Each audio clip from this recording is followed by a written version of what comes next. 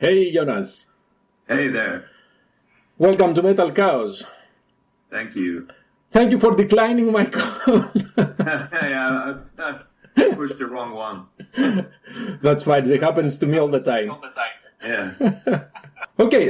So first of all, at the Gates released The Nightmare of Being in July, and then we have the Larkin Fear releasing Death, Madness, Horror, and Decay in November. So pretty much you lived during the entire time in the studio, right? Well, not really, but a lot of songwriting, a lot of studio time. Yeah. So how or when did you start working on the Larkin Fear? Like I said, after getting off the At the Gates train. You mean this album? Yeah, for this album, yes. For the we started. I think the first one or two songs were written like maybe a year and a half ago or something. Oh, okay. We just started very slowly. Just started to write new songs, and that's why this one is a bit different than the last one, because the first record we wrote really fast in just a couple of months, and this one we just wrote like 2 or 3 songs at a time, and then just didn't write anything for a couple of months, and then 2, 3, 4 more and stuff like that. So were you planning to release a second The Larkin Fear album? And what I'm trying to get is, you didn't change your plans because we still have the no touring situation. So you had, hey, we have so much time right now, let's work on it. Yeah. We thought we might as well use the time to. We kind of planned to do the second album like last year or this year, early this year. So the plans kind of fell through really good because of the pandemic, because you had a bit more time working on stuff. So, and this is why you said it sounds a bit different from the debut, because you had more time and maybe. I don't know if using the word experimenting is the right one in this case. I don't. That word is a bit better for At the Gates, I think. Correct. But we had a bit more time to work a bit more on the songs, and also on the production and everything. Just discussing a lot on the production beforehand, before we actually recorded it. So. And we actually did a lot less, like the sound in the studio, than we did on the first album, and for some reason it just turned out a lot better. Okay. And although it's interesting to me to hear you say that for experimenting, it's a better word for At the Gates and not for the Larkin Fear. So I was thinking that, in theory, this will be the other way around, right? The Larkin Fear is a project, and therefore you have more space and degrees of freedom to do whatever you like, pretty much. Well, we don't consider the band a project. It's a proper band, you know. I've had to explain that in a few interviews, that a lot of people just think it's a project just because you play in other bands. Yep. Stuff that I play in 6 different bands, and none of them are projects. All of them are proper bands, you know. So I'm not really interested in projects unless it's actually a one-off that you only do once and then nothing else, you know. But because if you, as soon as you do more than one album, it's not a project, really. That's true. However, you do understand where that comes from. I mean, everyone considers At the Gate as your, let's say, main thing. And then whatever you do, it has to be a project, right? But some of the bands I played in before I joined At the Gate. So correct. Those bands don't turn into projects just because I'm in At the Gates now. So correct. However, to my mind, when I say project, I mean, that there is something that an artist wants to get out and to record music without having to, let's say, meet the standards of his quote-unquote full-time band.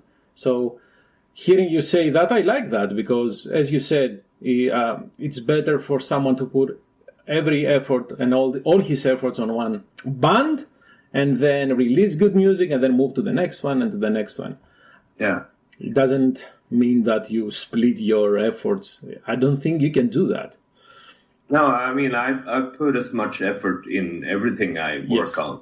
Yes. So it's no difference really. I mean, if I wouldn't put any effort in, I wouldn't do it. Correct. However, how do you differentiate your songwriting between, let's say, At the Gates and the Larkin Fear? And I'm mentioning those two bands because they release music pretty much close to each other, at least date-wise. Well, I mean, I haven't written any music for At the Gates yet, so I mean, so that's not a problem for me. Okay. I mean, it's a different thing for Thomas because he was writing the lyrics for both albums, for both the At the Gates album and the Lurking Fear at the same time. So for him, it's more of a split thing, you know. So well, can we say that writing lyrics is easier? I mean, definitely. I think. I mean, I write lyrics in at least one of my other bands, and it's Bombs of Hades, right? I would save that for last because I think it's the hardest thing, you know. Mm-hmm. Mm-hmm. Okay, and you mentioned you write lyrics. You are referring to Bombs of Hades, correct? Exactly. Yeah. Okay. So with what you just said about the lyrics, I guess it's Tom who has the Lovecraftian virus, correct? Yeah, I mean, it's not as much Lovecraft on this album than the first one, and but it's still there, you know.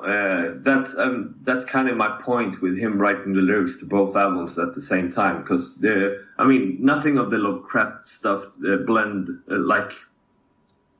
blended off on the At the Gates album, but the other way around, the stuff he was reading and writing about with At the Gates kind of affected the Lurking Fear lyrics in the end, you know. He started incorporating a lot of that stuff into it, so I think the lyrics are a lot more interesting on this album because of that.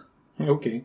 Well, it doesn't mean that you have to follow each and every time. I don't think you would like to paint yourself in a corner and, for example, release the Larkin Fear album to have a specific theme. So, I mean, the music is what matters in this case the most, correct? Yeah, I mean, the lyrics matter a lot, but I think lyrics matter a lot to Thomas. But I think he feels a bit more not confined when he writes the lyrics in Lurking Fear. It's not. I mean, I think when he writes lyrics for At the Gates, he wants to really create this like literarian world in the lyrics, you know, and he still does that in Lurking Fear, but I don't think he does it to the same extent that he does in At the Gates. And let me correct myself. When I said the music is more important, I was referring to the thematology of the lyrics. Of course, we still love to hear great sentences and great lyrics. It's still something, to be honest, being an old school fan, I like to go through the lyrics and see what words and what sequence of words the singer most probably has chosen. So I was talking about more for sticking to a same theme. Yeah. So whatever works for the singer, it will work for the music too. Yeah, exactly. For the production, you worked with Per Salberg, correct? Yes, he did the first album too. Correct. So who did the mixing? He did, and this other guy called Kalle Lilja, who also worked on the recording of the album too. So those two together, they're a very good team. So were you looking for a specific sound, or did you let those two guys do what they know best? Well, I don't remember us really like this. We wanted the album to sound different than the first one, but we didn't really try out that much. I mean, for the guitar sound, I think it just took us we tried out, I think, 2 different amps, maybe 1 or 2 pedals. And then we just started recording and it sounded great. So I don't think sometimes you actually, as you said, paint yourself in a corner. You can do a lot of times in the studio if you work too hard on getting a specific sound. Sometimes the stuff that you get by accident is the best ones. Well, yeah, kind of feeds the analog side of things, or let's say the natural side of things that we sometimes we miss in this modern age. Yeah, I mean, it's recorded digitally, of course, but and we don't like need it to sound like it's like analog recorded or whatever. But Per is really, that's the stuff he's into, so he does that like anyway. So he that's always the sound that he aims for, to make it sound organic and more natural. Yeah, and I'm sure you understand what I'm saying. Sometimes albums from a specific genre end up sounding pretty much the same, and when the band goes, I think it was different. Yeah. Like back in the 80s when metal records was like the first ones came out, I thought every record more or less sounded different. Even if you had the same producer, the same, like in Europe, you know, when Harris Johns worked with Creator and Voivod and stuff like that, they sound completely different, even though it's the same studio and it's the same engineer and producer. And I mean, look at all the stuff, everything just sounded different. It was like they were, because of more sound and sunlight, really, when stuff started to sound the same, kinda, you know. But that's, I think, mainly because bands wanted to have a specific sound. That, oh, that album sounds great, we want that sound too. Right. And I mean, that's how it started, I think, you know. I mean, and also the early stuff. I mean, Metallica didn't sound like Slayer, and Slayer didn't sound like Anthrax, and Anthrax didn't sound like Exodus or Possessed or whatever, you know. So everything was different. And I think that is almost completely lost these days, because everyone uses the same, like, software and stuff. So the same, like, kind of triggers on the drums and everything. So everything just sounds very generic. And that's, I mean, I get so easily bored listening to metal records. That's mainly because I don't really listen to metal anymore, but it doesn't really give me anything. I still love writing it and playing it, but just listening to it just doesn't give me anything anymore. I still do it from time to time, of course, but and I also think it's healthy to listen to other stuff than the actual music you play when you write, because that's you get a lot of different angles that you wouldn't get if you were just listening to metal. Right, but oh my goodness, you said so many things now to unpack, but I agree. And being a musician, you can tell when something really sounds like something else. But from my perspective, from my non-professional perspective, it's hard for me to say, hey, this sounds like the other one. Yeah. However, going back to what you said, comparing to the Creator, Voivod, and those days, in order to get the same sound, you should use the same amps, the same soundboard, even the same cables for all I know. But now, it's all, I get the same software, and I can pretty much copy what the Larkin are doing.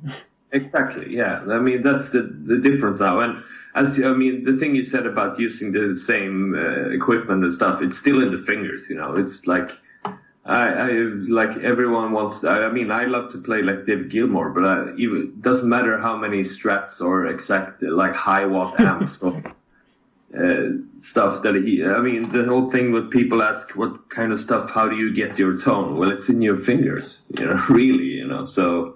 But still, of course, you're always aiming for the perfect guitar sound for some weird reason.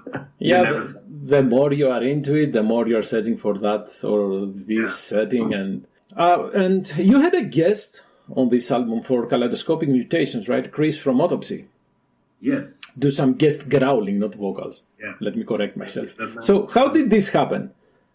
Well, Chris is a really old friend of mine. I mean, we started writing like tape trading back in the 80s. When the first Autopsy, I think I actually started writing him when the second demo came out. Wow. I mean, we kind of lost touch in the 90s, but we reconnected like 15 years ago or something like that. And he's a great guy. And when Fred had this song the idea for this song, I just said, fuck, we should get Chris Reifert to sing up this one. And everyone just, ask him. And I just sent him a text, and he answered me like 5 minutes later and said, hell yeah, I'll do that. You know? So that was no problem at all to get him to do that. You know, he was happy to do it. So yeah, that's cool. Did everything you wrote during the sessions that you worked on this album make it in the album, or did you leave anything out? Well, more or less, I think. I mean, we didn't have any other songs, any leftover songs. But I mean, there's probably a riff here and there that got booted out of some songs, but no like full songs that were left over.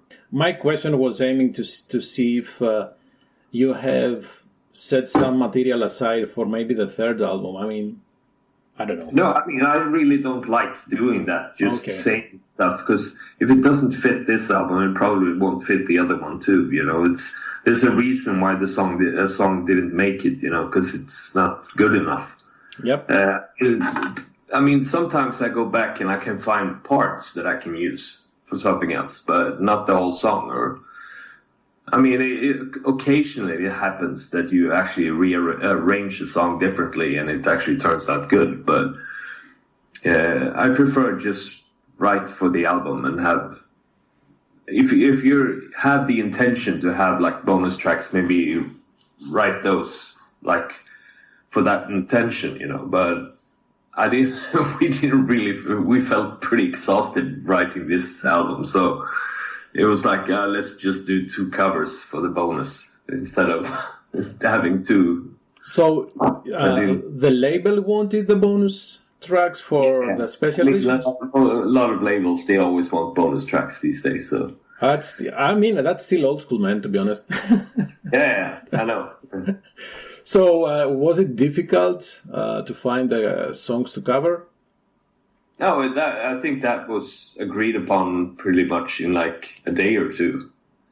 Thomas wanted to do the Slaughter cover, and I wanted to do the Possessed cover, and everyone just said, "Yeah, let's do those." No discussion. That's cool.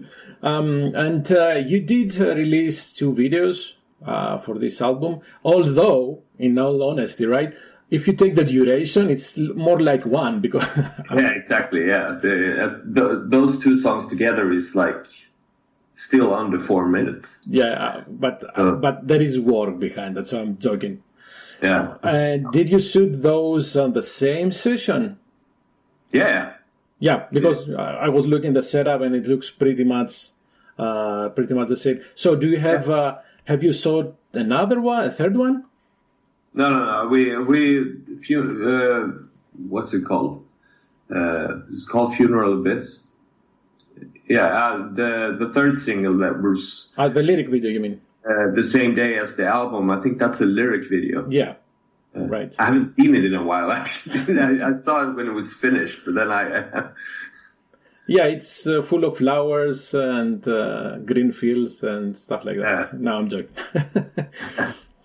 So you do not have anything... you didn't shoot a third one. This is what you said in the end. No. We managed to do 2 in the same day, so that was lucky. Just mainly because Adrian was here and we were able to do it like that. So that's why we did 2. I mean, I don't think there's gonna be a third performance video. I mean, 2 is enough, I think. Although this is a tough question to ask always in these days. Are there any plans or even thoughts to get the Larkin Fear on a tour, maybe? I mean, of course it would be fun to do a tour, but for us it would never work with like a long tour, like the tours that At the Gates do and stuff. But maybe like a week or 10 days or something like that, do more shorter tours. I think that could work for us. And I guess this means that this can only be done in Europe, maybe? Yeah, I mean, it would be fun to go to the States or whatever, but that would probably be like playing the Maryland Death Fest or the California Death Fest or something like that, and then maybe do some shows around it. I think that the best way to go with that, I think. Well, you can always open for At the Gates. Yeah. That would have been easy. That would be easy, right? I'm sure Tom would love that idea. Yeah. Okay, we mentioned the beginning Bombs of Hate. So, is there any activity from that side? Well, the fifth album is more or less almost written and finished, and hopefully, my plan is that we record it in April next year. Okay. It's been delayed a lot, I've been. The album has taken a bit of a twist and turn, the writing part for it, for me, so I've actually put away there's a lot of stuff that I wrote that I've just thrown away and then just started over again, and because it's going to be a very different album. If you thought the At the Gates album was experimental for At the Gates, well, this one is going to be a different ball game, I tell you. So wait a minute, why did you throw out stuff? Because you didn't like it, or you didn't like the direction of those? The direction, really. It was as soon as I started writing metal riffs, I just threw them away, really. So. Oh my goodness. Yeah. The music is not going to be metal, but the vocals are still going to be metal. But you got and it's not a soft album, but it's a heavy and weird album. Well, you got me interested now.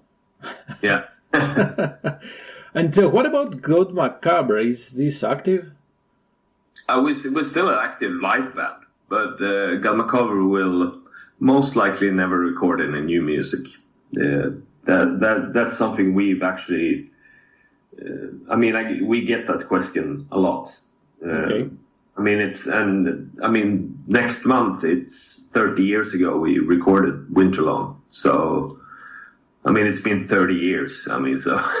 It's about time. This is what you're saying. I don't think any band has waited that long to do the second album. That has to be some Guinness record. I haven't said, but I don't know. Yeah, if we did it, it would probably be. But wait another 10 years and then we do it. Well, okay. So, is there anything else that you are working besides the Bombs of Hate that you just hate? So that we just discussed. Anything else that you would like to share? I play in a band called Electric Hydra, also, which is more like stoner, heavy rocks kind of stuff. Mm-hmm. Which is a really cool band, and Venus Principle is also pretty new band. The band formed around 2 years ago, but we recorded the first album earlier this year. So we actually started recording it in December last year. And that one's going to be released in May next year on Prophecy Records, which is, that music is more like Pink Floyd-ish, kind of classic 70s rock. And 5 of the 6 members used to play in Cripple Black Phoenix. So. Oh, okay, yeah. You used to be with them, right? Yeah. And 5 out of 6 used to be in Cripple Black Phoenix. So it's almost like a second edition. No, scratch that. There's been some weird discussions about that online on social media by certain persons, but.